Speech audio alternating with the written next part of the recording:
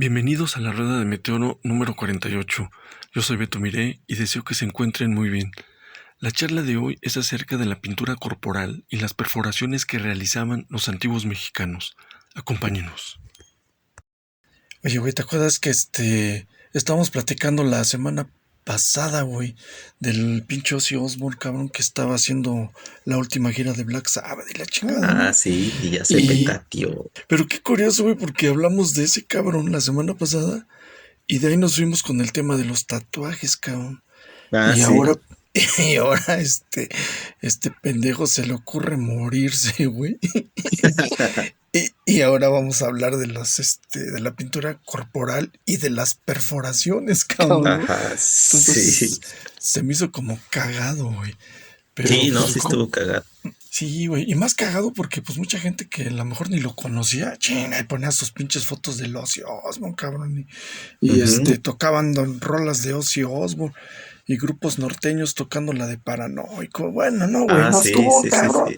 sí. Chingón, fue un fenómeno chingón. Que yo Sí, la digo, neta, sí. Pues es el mame ahorita. Como ya murió, pues todos se quieren subir al mame. ándale, güey. Valiendo madre, güey. Sí. Pues sí, cabrón, es un pinche desmadre. Ya me encabroné, güey. Solo por eso te voy a decir, güey, que los habitantes del México prehispánico, al alterarse de distintas formas el cuerpo, pues fue una costumbre muy difundida, cabrón. Y tú lo sabes perfectamente, cabrón. Y las causas de estas modificaciones fueron varias. Algunas están relacionadas con sus festividades, otras con sus ciclos agrícolas y otras más con los ciclos de vida. Y fue común que celebraran algunas festividades o acontecimiento natural pintándose la cara o el cuerpo con diseños y colores específicos y efectuaran algunas danzas. También acostumbraban a hacerse escalificaciones, nunca lo digo bien, perdón, cabrón, no, pero también se habían acostumbrado a hacerse escarificaciones sobre la piel de la cara, brazos o piernas. Asimismo, era común deformarse la cabeza, fíjate, limarse e incrustarse piedras, ¿no? Semipreciosas o también preciosas, no lo sabemos, cabrón, en los dientes anteriores. Y hay evidencia de estas prácticas culturales en sellos de cerámica, figurillas, cráneos, dientes y relatos además cronistas, los cuales narran cómo, cuándo, quién y a quiénes se les realizaban y algunos hasta el por qué. A diferencia de otras prácticas utilizadas para el adorno en la época prehispánica, la de la pintura corporal se distingue por su carácter efímero y porque no estaba restringida a la élite. Si bien su uso en ocasiones públicas estaba regido por normas claramente establecidas, era además una práctica que en cierto sentido escapaba al uso meramente ritual o de identificación social que tenían en esencia las otras clases de adorno del cuerpo, pues también se utilizaba cotidianamente, que la pintura corporal tenía un significado enraizado en la cosmovisión, se demuestra en el hecho de que en los distintos dioses se les representaba con el cuerpo pintado con colores determinados de acuerdo con su ámbito de acción y sus atribuciones, mismos que debían utilizar los sacerdotes que participaban en su culto. Y en las ceremonias públicas, pues la pintura corporal servía para identificar el papel que tenían los participantes, así como lo acabas de mencionar. Así, aquellos individuos que serían sacrificados eran, por ejemplo, pintados con diseños y colores específicos, en tanto que los sacerdotes, a decir de los cronistas, se embadurnaban con colores apropiados al rito que se celebraba. Algo similar ocurría con los guerreros que se dirigían a campañas militares o que regresaban de ellas, quienes se pintaban el cuerpo de un color para pelear y de otro para recibir honores por sus triunfos. Pintarse de manera temporal para llevar a cabo rituales es la única práctica de adorno corporal prehispánica que pervive, pues el tatuaje, la escarificación y otras prácticas fueron prohibidas durante la conquista por sus fuertes connotaciones religiosas y su asociación con el poder político y terminaron por extinguirse. También dentro de las modificaciones corporales existen las perforaciones. Lo que hoy llamamos piercings eran realizados habitualmente y los pendientes y narigueras eran muy frecuentes, como se puede ver en los tesoros y joyas que han llegado hasta nosotros. En el Imperio Mexica, que va del 1325 al 1521, encontramos algunos rituales de perforaciones durante las ceremonias de entronización del Hueytlahtocátzin o gobernante supremo de la Triple Alianza, conformada por Tenochtitlan, Texcoco y Tlacopan. Se le perforaba el septum, cartílago que se encuentra en medio de las dos fosas nasales, con un punzón de hueso de jaguar para colocarle una nariguera de oro, jade o turquesa. Este objeto lo identificaba como el elegido por los dioses para cuidar el destino de su pueblo. Asimismo, cuando un guerrero mexica había demostrado su valor capturando varios enemigos en el campo de batalla, se le premiaba ennobleciéndole con el título de Coacpipiltin. La ceremonia con la que lo condecoraban consistía en realizar una incisión con un cuchillo de obsidiana entre el mentón y el labio inferior. Esta herida, que era de más o menos de 3 centímetros o más, ¿no? Muchas veces, se practicaba sin ningún tipo de anestesia y tenía la finalidad de colocarle un besote de forma circular hecho de obsidiana, oro, cuarzo o jade. La pieza tenía como finalidad demostrar el valor y posición social del guerrero, a la vez que aumentaba su expresión de agresividad en el campo de batalla. En el caso de ser apresado por el enemigo, pues antes de ser ejecutado, se le humillaba arrancándole el besote y la humillación era considerable, ya que el prisionero babeaba continuamente por la herida que comunicaba con el interior de la boca. Las dilataciones o expansiones también eran muy habituales. Se practicaban en lóbulos de las orejas, labio inferior e incluso en el septum nasal, y era propio de guerreros, sacerdotes y gobernantes. Se aprovechaban para exhibir piezas de jade, ámbar, turquesa y oro, para evidenciar el alto poder político y religioso de sus portadores. También podían realizarse como autosacrificio en honor a los dioses. Fray Diego de Landa menciona que algunas veces se agujereaban las mejillas, otras el labio de abajo, otras se agujereaban las lenguas, el soslayo por los lados y pasaban por los agujeros unas pajas con grandísimo dolor. Híjole, ya me dio miedo. Y hablando de estas perforaciones, las modificaciones de la oreja tenían como fin primordial la colocación de objetos diversos.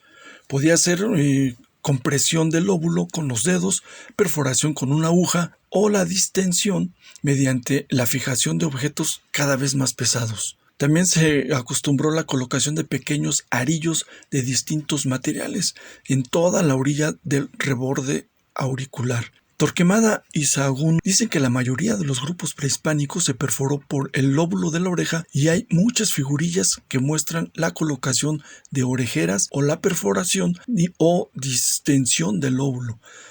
Hay citas textuales y figurillas que nos dejan ver que los mayas, los mexicas, los grupos del Golfo de México, así como los de Oaxaca o los del occidente, se perforaban las orejas para colocar adornos de madera o de metal, y para estos últimos fue común colocarse un número considerable de arillos en el reborde auricular. Y con relación a la perforación o distensión de los labios, perforar los labios también fue su costumbre.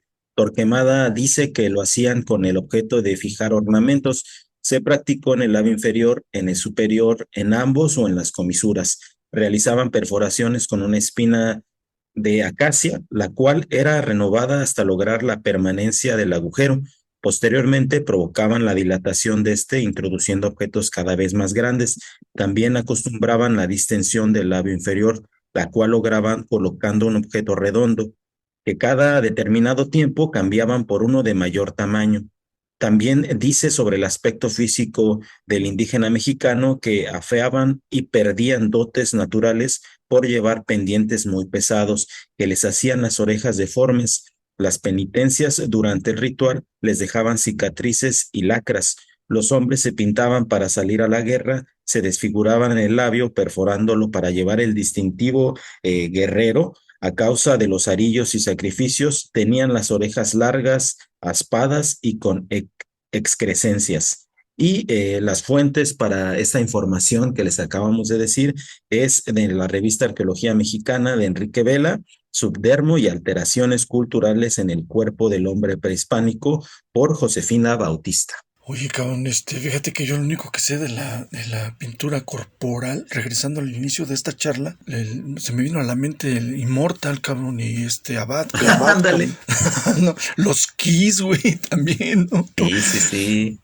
Pero de esta pintura corporal prehispánica, cabrón, o de los mayas y todo, a mí siempre me ha llamado la atención, no sé si lo sabes, cabrón, pero el Ujú. color azul que usaban los mayas, Ajá. pero en su cuerpo, cabrón, o sea, el color Sí, azul sí, que sí. ellos, ese como me encantaba, cabrón. Y yo, pues sí tenía más o menos una idea de que se pintaban según por jerarquías, ¿no? O por sacerdocio, no sé, por cuestiones religiosas. Pero ahorita que lo estábamos mencionando, era, era un proceso y también un significado muy amplio, ¿no? Inclusive los presos tenían Ujú. que pintarlos de alguna forma que los identificara, ¿no? Y antes de ir a la guerra y después también, ¿no? Tenía un significado. Y el color era el que definía pues toda esta cuestión, ¿no? De identificar a la persona por algo. Sí, como dices, es bien interesante porque, por ejemplo, en los códices, pues tú puedes ver, ¿no? Que ciertos dioses tienen diseños. Por ejemplo, Ujú, las bandas horizontales que tiene Tezcatlipoca en su cara, ¿no? Que son rojo, perdón, negro y amarillo, ¿no? Y luego también ujú. vemos esas bandas, pero en azul y negro con Huitzilopochtli, y luego Exacto. vemos con Mixcoatl en blanco y rojo, pero en vertical que también nos hablan de asociaciones con elementos como la noche, ¿no? Como estos dioses nocturnos, ¿no? Entonces, el color es una cosa, pero también las formas geométricas que utilizaban para pintarse eran relevantes y también, como dices, pues los motivos, ¿no? A lo mejor, como dices, esta pintura que decías tú de los grupos de black metal, que sí es cierto, ¿no? Ellos lo mencionan, ¿no? Lo utilizan como pintura guerrera y justamente pintarse de forma bélica, pues tiene sus orígenes Ujú, aquí en México en la época prehispánica, pero también en Europa con los, digamos, grupos celtas, nórdicos, todos esos, pues toda esta pintura sí es como para ujú, reflejar otra esencia en el cuerpo, ¿no? Y es bien interesante, ¿no? Y aparte, como dices, de los mayas, ¿no? El azul maya, ¿no? Que es un color súper bonito y que pues también está vinculado a la realeza, a deidades superiores, ¿no? Entonces, todo esto es interesantísimo porque también como lo apunta el texto, pues son, o más bien esta forma de modificación, entre comillas, corporal, pues es efímera, ¿no? ujú, Toma lugar en ujú, ciertos momentos específicos, ¿no? En ritos, en batallas, qué sé yo, y pues digamos que se tiene que estar renovando constantemente, ¿no? En esas actividades, ¿no? Que es diferente a lo que es el tatuaje y que como decíamos la vez pasada, pues luego es difícil ujú. actualmente distinguir hasta qué punto esto era un tatuaje permanente o un tatuaje o una pintura Ándale. corporal, ¿no? Ese es como la labor ahorita que está pendiente, ¿no? Poder distinguir qué es qué y con qué motivo se utilizaba, ¿no? Pero interesantísimo lo de la pintura corporal, como dices. Sí, ahorita que mencionas lo de la charla anterior que fue de tatuajes y que vimos la momia, ¿no? Que tenía unas grecas, Ajá, esta sí. momia, ¿no? Muy interesante. Y recordar, pues esa charla anterior que estuvo padrísima, donde hablamos Ujú. de tatuajes y que pues hoy hablamos un poquito de lo que es el maquillaje. No, Pues sí. y ahora la perforación, cabrón, que también es muy llamativa. Ahorita que estaba Ujú.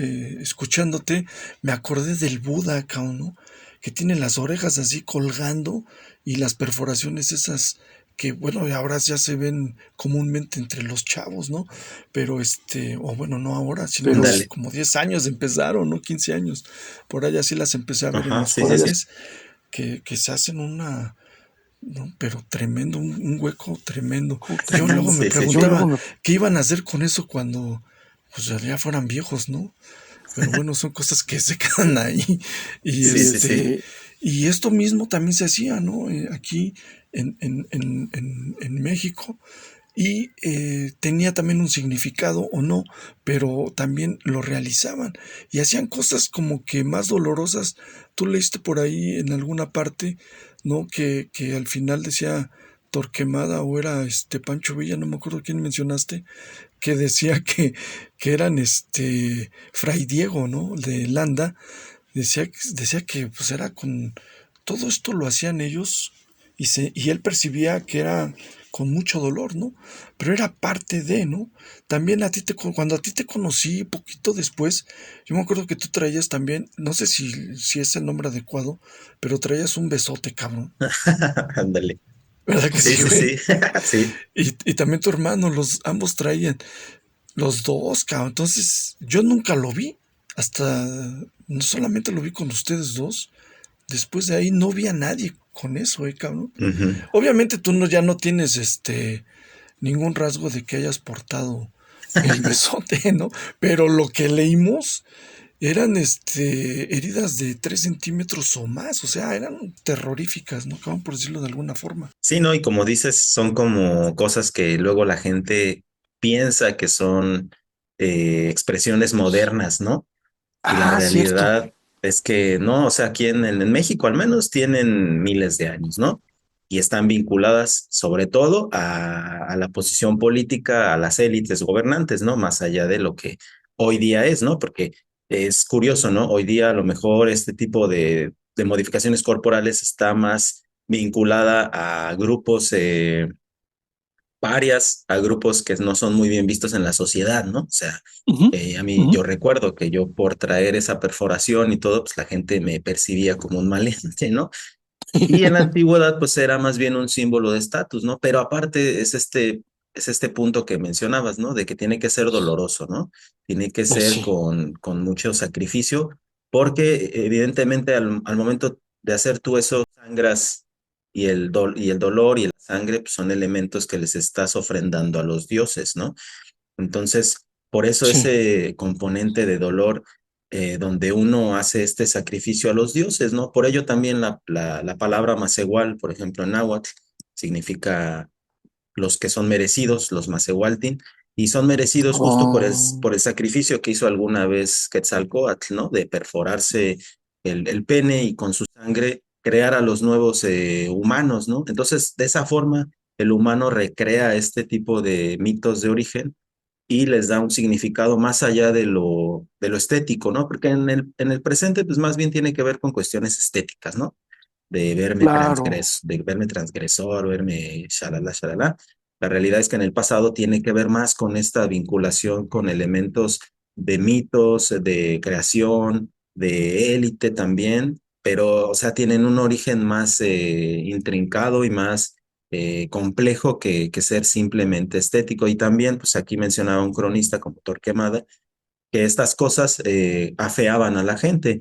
Y eso, pues, Mm, más bien es una cuestión de perspectivas, ¿no? De la estética europea a la estética claro. prehispánica, ¿no? Porque yo podría decir a lo mejor que afear sería no bañarse, como lo que hacían los europeos, ¿no? El olor que irradiaban, que lo mencionan muchos de los informantes prehispánicos, ¿no? Eso sí era horrible, ¿no? Para ellos. Y la deformación, pues, tiene que ver más con esta cuestión de parecerse a los dioses o de ser motivo de orgullo de los dioses, porque hacerlo, pues sí, también requiere una voluntad muy, muy férrea, ¿no? Entonces, lejos de ser feo o bonito, pues es una actividad que los vinculaba con sus deidades y con la organización social y política que existía en ese momento, ¿no? Pero así como dices, yo también en su momento traje pues, una perforación en el labio inferior y a mí me Ujú. gustaba justo por ese significado, ¿no? Del besote, de lo que en náhuatl se llama Netenshapotlalistli, ¿no? Que es la acción de horadar el labio. Entonces a mí me gustaba mucho por esa vinculación, que es hacia los guerreros mexica, los guerreros águila y guerreros jaguar, ¿no? Entonces a mí me gustaba mucho por eso y tenía un valor más allá de lo estético, ¿no? Porque obviamente, como te decía, para la gente en general que estaba a mi alrededor no era nada estético, ¿no? Era algo que les causaba miedo y rechazo, ¿no? Hacia mí o hacia mi Sí, hermano, ¿no? cierto. Te digo, se asocia como a delincuentes y a todo eso, ¿no? Y más si luego traes tatuajes y cosas de ese tipo, pues aún más, ¿no? Aunque como dices, ¿no? Ya en la actualidad es algo más aceptado, pues sí, hay ciertos sectores que todavía lo siguen viendo con cierto repudio o cierta resistencia, ¿no? Pero recordar que no es una actividad nueva, sino más bien es una resignificación de esto que se hacía en el Ujú. pasado y que ahora, pues, con los jóvenes toma otra significación, ¿no? Algo a lo mejor ya más banal y más estético y perecedero, ¿no? Tal vez, no lo sé. Pero sí ha sido diferente y son pocas las personas que desgraciadamente conocemos, perdón, conocen. Yo no conozco la gente que conoce el significado, ¿no? Del por qué este tatuaje, del por qué el color ¿no? Del tatuaje, que inclusive también ahora que lo platicamos, pues sabemos que tiene algún significado y todo esto trae algo, ¿no? Que pocos conocen y que empiezan a usar, ¿no? Y bueno, a usar y a aplicarse en su cuerpo, ¿no, cabrón? Porque tienen ese conocimiento.